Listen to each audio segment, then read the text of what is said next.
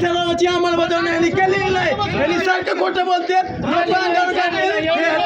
त्याला बोल गावाची दुरावस्था एवढी केलेली आहे. मागच्या ग्रामसेवकाने एवढा मोठा भ्रष्टाचार करून गेला आणि आता ह्याने आपल्याला पाण्यापासून वंचित ठेवत आहेत. म्हणजे यांची काय मानसिकता आहे? एवढं तड्यात पाणी एवढं डबडब मारायला लागले.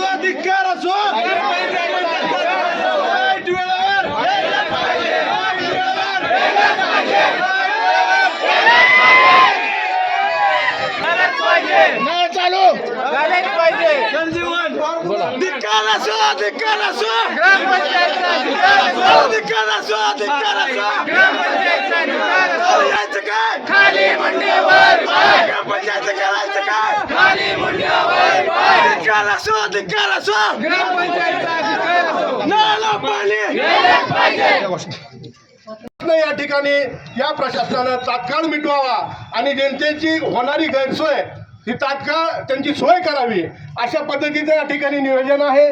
प्रत्येक पोलवर बऱ्या गावामध्ये अनेक पोल आहेत. अनेक पोलवर बल्ब नाही, लाईटची व्यवस्था नाही. अंधारामध्ये गाव आहे. अशा ज्या ज्या ठिकाणी पोलवर लाईट नाहीत अशा पोलवर त्यांनी ताबडतोबी नाही 8 दिवसामध्ये लाईट लावून घेऊन गावामध्ये ती सुविधा उपलब्ध करून द्यावी. त्याचप्रमाणे गावात सगळे रस्ते खोदले, काम पूर्ण नाही, अपूर्ण आहे. सगळे रस्ते खोदले. खोदलेले रस्ते येणारे आपल्या गणेश उत्सव आहे, उरूस आहे, हे 2 महत्वाचे सण आहेत. या सणाच्या अगोदर हे रस्त्याचं काम पूर्ण करावं आणि बेंबळीवासियाची या ठिकाणी सोय करावी. त्याचप्रमाणे नाले तुंबलेले आहेत. माझ्या भीमनगर भागातली गावड्याच्या घरापासली नाली गेल्या 3 वर्षापासून बंद आहे. सगळे रस्त्यावर पाणी. आम्ही तुम्हाला निवेदन दिलं, पत्र दिलं, तरी कुठली कारवाई नाही. ती नाली ताबडतोब दुरुस्त करून ती नाली उचलून. ग्रामस्थ बेंबळी महोदय, वरील विषयी विनंती निवेदन करण्यात येते की मोजे बेंबळी गावात मध्ये गेल्या अनेक दिवसापासून पाणी प्रश्न जटिल बनला असून सामान्य नागरिक त्रस्त झाले आहेत. पाणी विकत घेऊन रोजची गरज भागवत आहेत.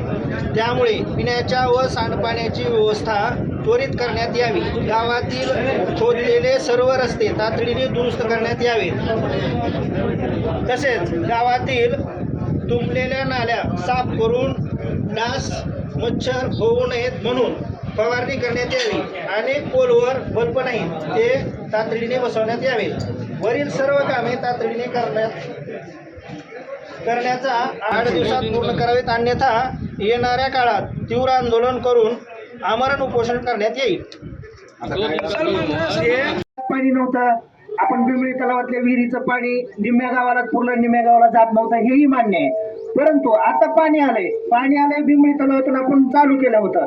तिथलं पाणी येत असताना रुईभर तलावात पाणी आलंय, परंतु तिथला जो आपण वाल काढून ठेवून तिथं टोपण मारलेला आहे, तिकडं पाणी वेस्टेज चाललं म्हणून. तर आता एकच दिवसामध्ये तिथलं टोपण काढून वाढ वसविला की आपलं रुईभरचं पाणी इकडल्या गावाला पण चालू होतंय. कधी होणार 2च दिवसात.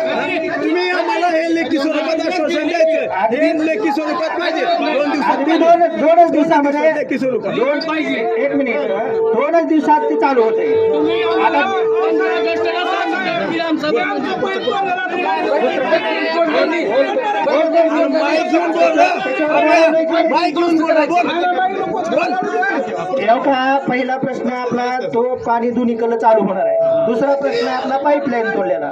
तर ऐका, जे मधून काम जे चालू आहे आपल्या गावामध्ये जे मधून पाईपलाईनचं काम चालू आहे आणि ते काम पूर्ण होऊन आपल्या ग्रामपंचायतकडे हस्तांतरित झालेलं नाही, तरी परंतु त्या गुत्तेदारांना आम्ही 2 वेळेस 3 वेळेस कल्पना देऊन त्याला स्वतः बोलून सांगितलं की बाबा तू पावसाळ्यात जे काम चालू तुमच्याकडे लेखी केलं, स्वरूपात पत्र आहे का त्याला काढलेलं?